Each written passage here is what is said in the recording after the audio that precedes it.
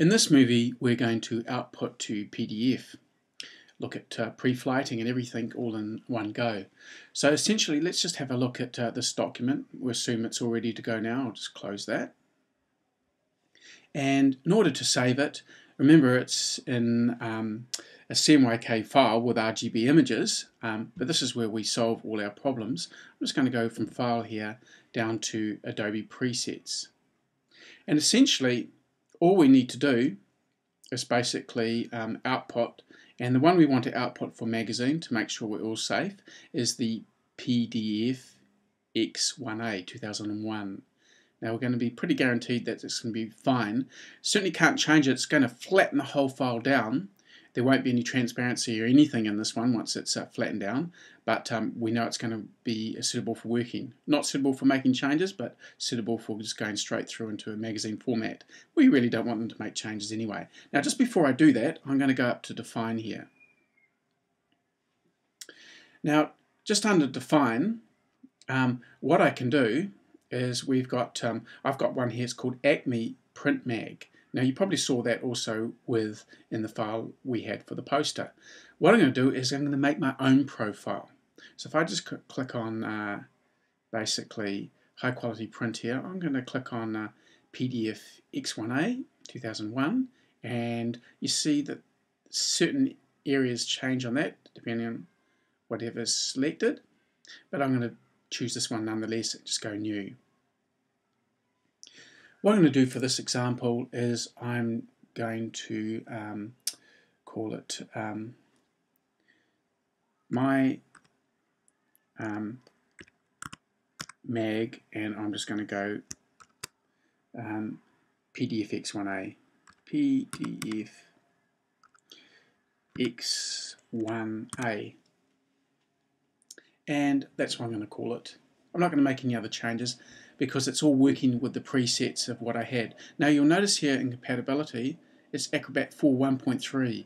When we were doing layers, we were able to go to Acrobat 6 here, but essentially down here in Acrobat 5 or 4, we don't have the ability to have layers. Acrobat 5 gives us the ability to have transparency, but Acrobat 4 here, which is the X1A format, flattens everything right down. So I'm just going to leave that one at the moment, and that's fine. Let's go and have a look at the compression here. Well, compression, it's still working with an output 300 dpi. Marks and bleeds, well, by the way, I certainly want those on. In fact, that's good to actually save into the setting as well, so that it's always going to be set with the marks and bleeds. And I'm going to use the document bleed, 3 millimeters in this case, are good for a magazine output. So stay with about 3 millimeters for this particular document. However, whatever you're working with in your mechanicals, depending on what the magazine requires, that's what you need to do with your particular area. I doubt they'll have a slug requirement at all for this job. Output, basically it's CMYK. That's the destination output that we need to go to here. I can give this a name as well, but I'm just going to leave that document CMYK is fine. Advanced here, flattener transparency or transparency flattener. This is where we want to have it high resolution. So when it flattens the file off, it maintains the highest possible rasterization to give it a good quality output. Don't want to have low stuff for this, but just the natural settings of X1A will really sort everything out for you. Summary, of course, we can add or save the summary, etc., in order to basically get exactly what we want regarding information wise, but I think it's fine at the moment. But the standard I'm working with is X1A, and I'm just going to go OK. Now here's my X1A settings that I've set here. What I'm going to do is I'm going to save as, and this is where it's coming up with a .job option file. Remember I talked about job options? Essentially what I'm going to do here is I'm going to call it my mag. This is the particular settings I want, and again I need to work on my spelling a bit, but that's my mag now, and I'm just going to save it into that folder, which is basically the folder containing the DPS output here. And I'm just going to go save. Okay, and just to show you that that has been saved off, and we're going to load it back in. So the best thing to do here is what I've already set up, all the work that's gone on there, is I can simply make sure that's selected and just go delete, and it's gone. Now this is where a magazine, you can download it from sometimes their website, they will send it to you, or a printer, whatever you're doing. It's good to work with their settings, their specific settings to their magazine, in which case you just choose these settings and everything is taken care of for you.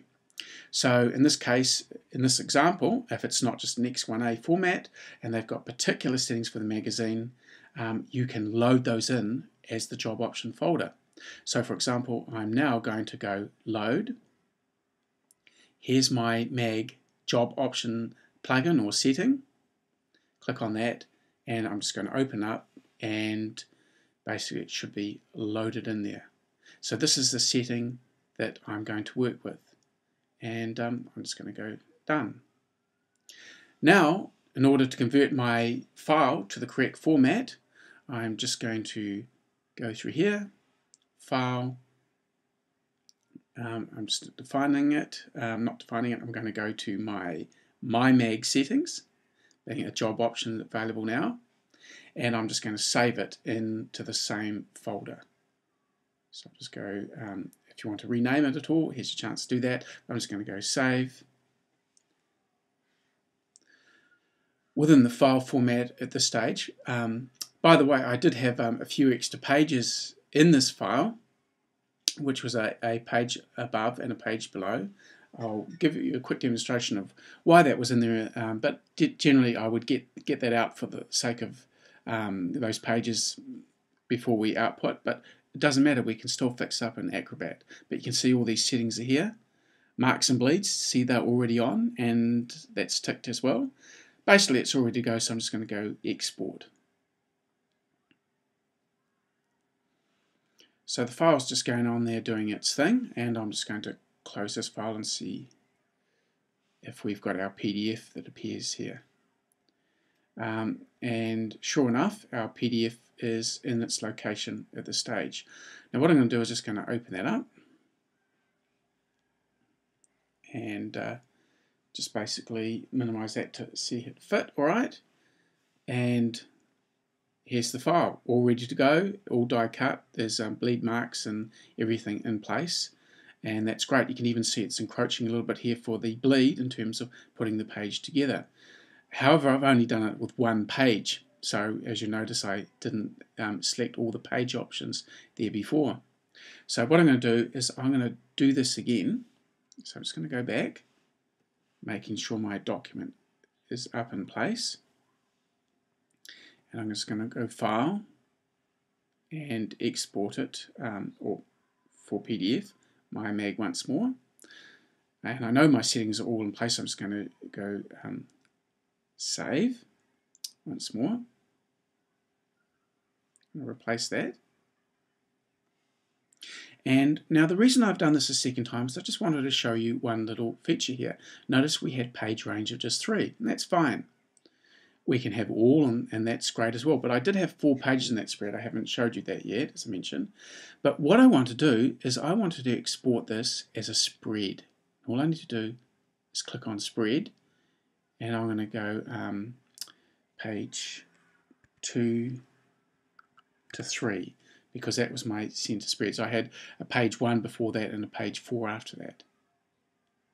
Now, as long as I've got my specifications here, marks and bleeds, everything's still on there, that's fine, just as I'd set up. By the way, of course, you can send this file to anybody you want to maintain those same job option settings, and it's easy for them as well. But anyway, I'll just go back to General here, 2 and 3, and I've got spread set.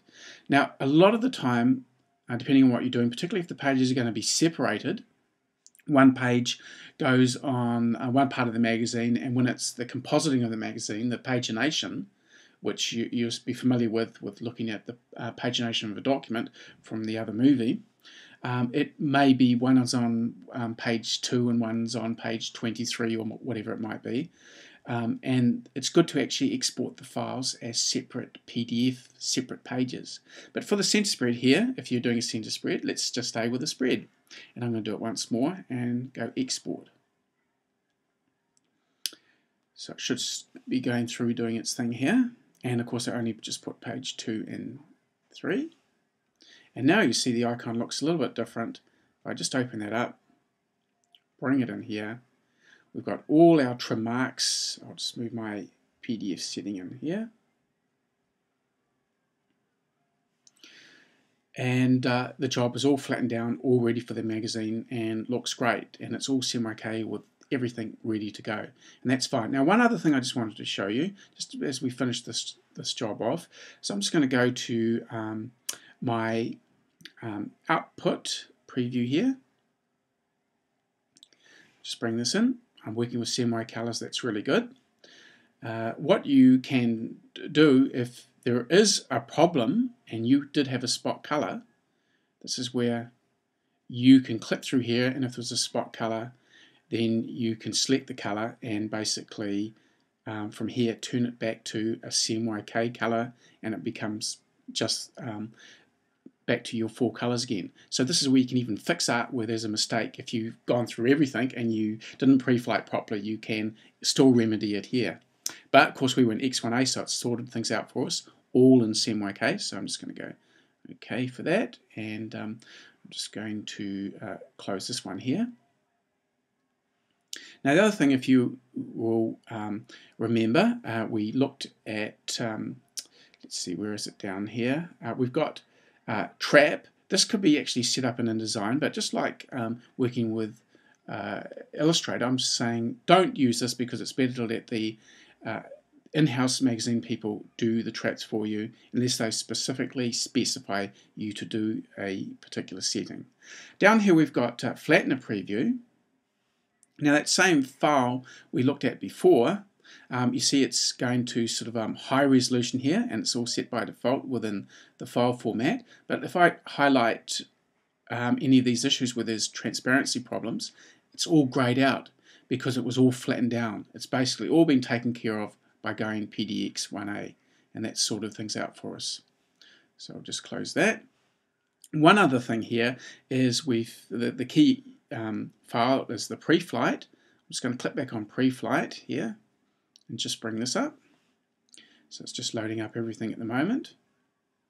And basically for magazine ads, which is what this is here, just want to see if this is compliant because we've used a PDFX1A magazine format.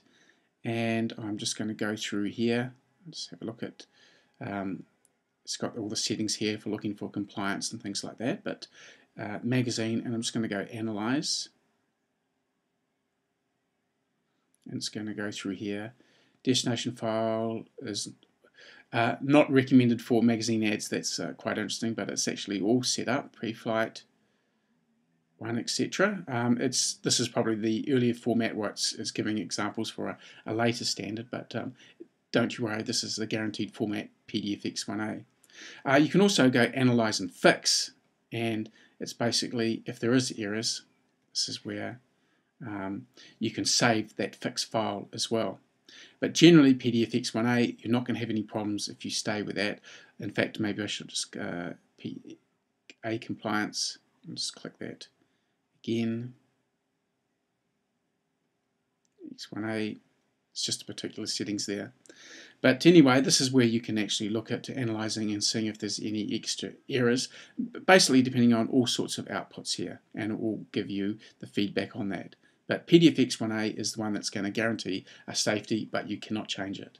So that's just an example of getting your work together. If you don't do anything else, make sure you export it as PDFX1A, and you're going to maintain a good, solid result.